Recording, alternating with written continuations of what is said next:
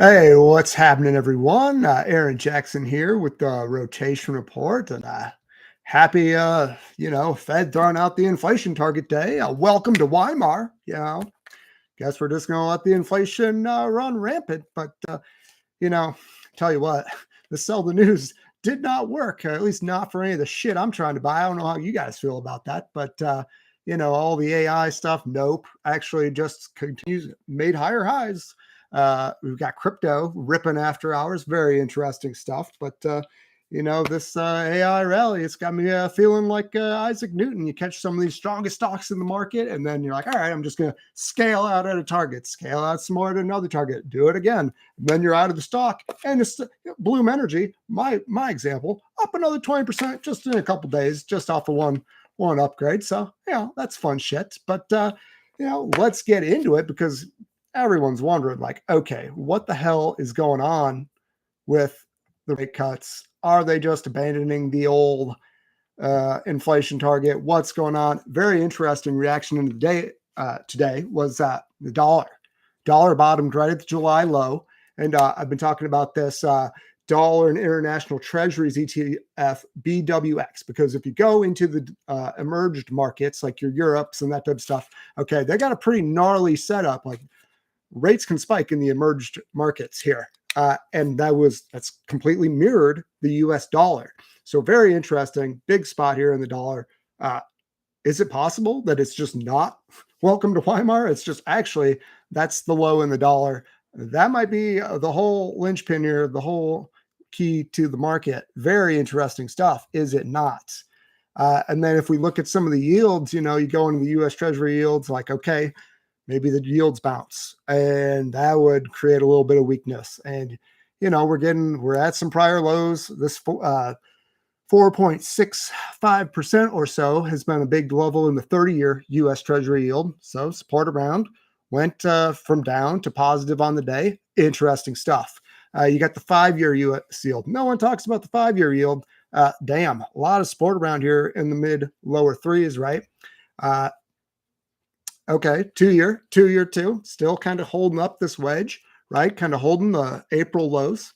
Still could be explosive. Rips not out of the question yet. But then big news on the day, more headlines out of China about NVIDIA. And I just got to say, they say a lot of things. Every day there's a freaking headline. Oh, we don't want the chips. You don't need the chips. Well, guess what? They got the chips. They got the NVIDIA chips. They're using them. They're dissecting them. They're trying to reverse engineer them. They're trying to do everything they can. But ultimately, China all along, like for years now, I think for 2-3 years, it's been pretty damn obvious. They're also trying to build up their own supply chain, trying to build up just everything, come up even with a different architecture than what the US has, right? Because that's how you would win the tech war. And so I think you see semiconductor stocks, the broad index here, hit new highs this week, took out the 2024 high just now because it's less exposed to your ARMs, AMDs, NVIDIAs, Taiwan semis, et cetera. It's more equal weight. And I think we like the more equal weight because you've got semi-equipment, semi-materials, like we've got semi-material shortages out there for some of these components, right? And so people they're building their supply chains and they're willing to pay up and they're willing to, do anything to get their hands on some of this shit. So big fan of stocks, but you do want to see it hold 5,900. Upside above that is like 7,500.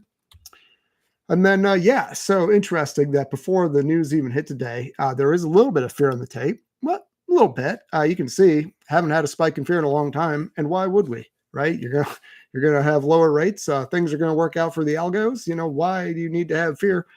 So just a little bit of fear on the tape. It's enough to help the bulls along if it really wants to do that. And there's that arm. You can see, not sure how we feel about that. But interestingly enough, we've got another type of trade working out this week. Defense breaking out to new highs last week. And so now defense tech is getting hot again. And the Russia, China, US tensions they're boiling. They're boiling up a little bit. So we've got drones, AeroVironment, nice little monster move there in the spring, early summer, sideways for a few months here.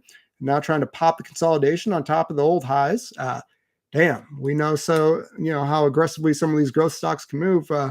I bought this one on hopes that this breakout's going to stick here. And think, you've got some other ones. Kratos, that's a good one.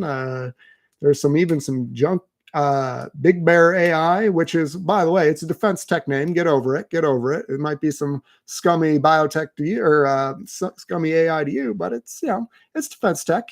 And check out this Grab Holding. So this is like, Southeast Asia super app. Well, been waiting on this fucking thing to get this follow on breakout since October of last year. And if you look at this monthly chart, just a super tight consolidation. It's finally going. You're seeing a little bit of financial crime in there, right? You get the Monday morning, get a little gap up, and then boom, they knock it down 10% so you can get in. We love to see a little bit of financial crime in our stocks. That's how you know the institutions are involved, right?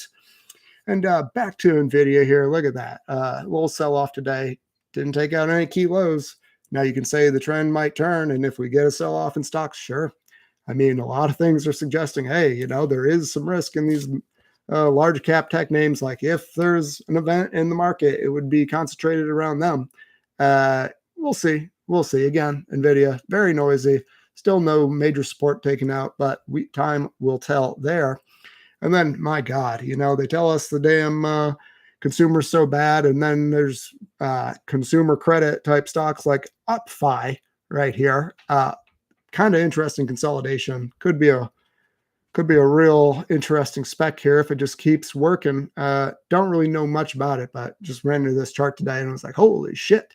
And you've got American Express making new highs. So consumer credit, firm trades well. So consumer credit hanging in there, looking good. And that leads us to another point, right? Like I think part of what we're seeing in the market is everyone's convinced the economy sucks, despite all the capital spending and all that, the construction being done, things being built. You get some government employees fired, and so everyone just is like, oh my God, it's the end of the economy, and it's just not. It's just not. And then next up, oh, look at this. We got all sorts of innovation setups. Here's Arc Space hanging in there, bid off the 50-day moving average again. Recent bullish momentum divergence there. You could see how this thing gets rolling once again. And my God, the charts are out of control. You can see IPO index ripping, plenty of room to run there. You got a first target 52, but look at that thing. It looks healthy as can be. Buy dips, right? One interesting thing that happened today was small cap ETF IWM, top of the 4-year range here. So you're going to see like it was a nasty daily candle, but I mean, look at this. This has become a bit of a straight line move here from 170 to 235. So look at you would expect some selling here, but small caps, right? We've got there's some biotech in there. We've got a lot of regional banks, which bottomed at a key spot. That might be the next chart, but who the hell knows with this thing? But yeah, don't worry about it. Don't worry about it. Probably dips a little bit. It's juiced up AI as well, and then you could see small cap growth. Look at that, run into the old highs. Like, yeah, you would expect at least a little bit of selling here, but pretty impressive technical action lately. And there's the regional banks. Definitely want to keep an eye on this guy. Big spot there. You would think this is going to hold up in the coming weeks. It would be a problem. It would be very notable if it doesn't. And then, yes, nuclear. We got a lot going on in nuclear. Here's nuclear services, Mirion Tech, MIR, whatever. Anyways, big fan of what they got going on. Basically, as we're more desperate for turning old nuclear plants back on, their business model just absolutely changes, and you get a real exponential earnings inflection that's going to pay off in the coming quarters there. And you can see nuclear, they had a little bit of a strategic uranium reserve announcement. Some sell the news there, but pretty confident we want to buy this dip. Maybe not today, maybe a couple weeks from now, but looking pretty good. China is really hot. Here's the next one, Pinduoduo, PDD. They've got all sorts of shipping headwinds. Freaking Poland shut down a freaking rail line into Europe from China. So now they got shipping issues. Trump's caving on the trade deal again. all the good things. Eventually, it does look like pinduoduo. You get a little bit more upside, and this thing can join the China monster rally. And you can see emerging markets versus the S&P 500. Look at that thing. Look at that massive bottom coming in. So, they say the future is Asian, and yeah, I agree.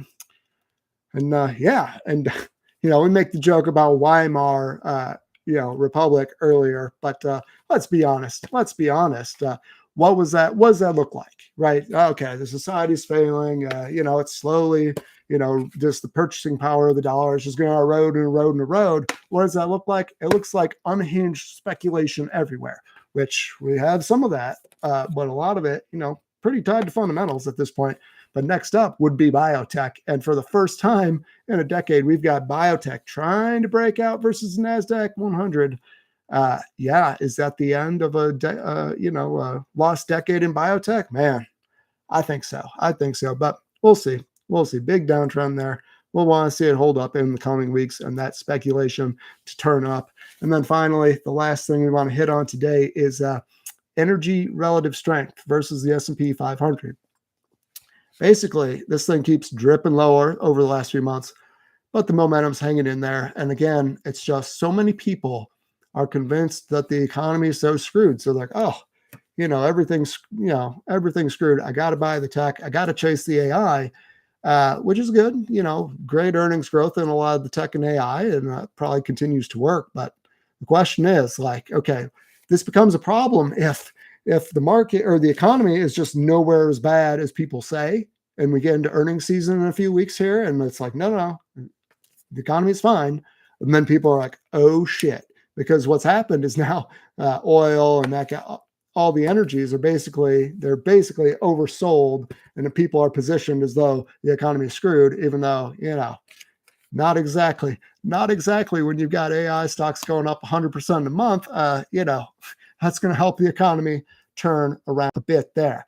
So thanks everyone for tuning in. Do me a favor, if you like the show, press like, hit subscribe, all the good things. And till next time, but friends, y'all have a good night.